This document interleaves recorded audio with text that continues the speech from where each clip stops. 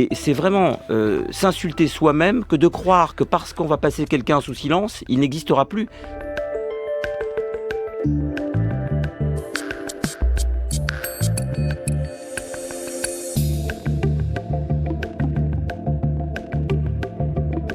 Charles Maurras était simplement le Jean-Paul Sartre d'une partie du début du XXe siècle.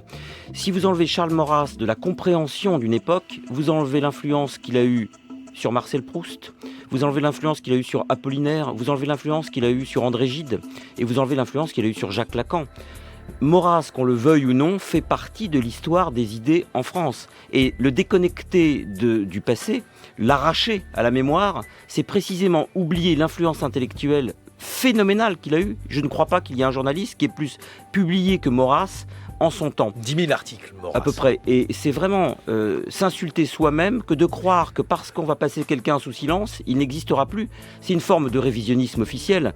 Et évidemment que les thèses de Maurras, notamment ses penchants antisémites, sont avérées. Mais si vous voulez, aujourd'hui, on ne peut plus prendre une œuvre dans sa complexité, on ne peut plus la penser. Donc, exactement comme la cigarette de Malraux sur les pubs en 1996, on efface l'œuvre. Il n'a jamais existé parce que par décret, l'œuvre n'a pas eu lieu, n'a jamais été publiée. Il n'a pas été.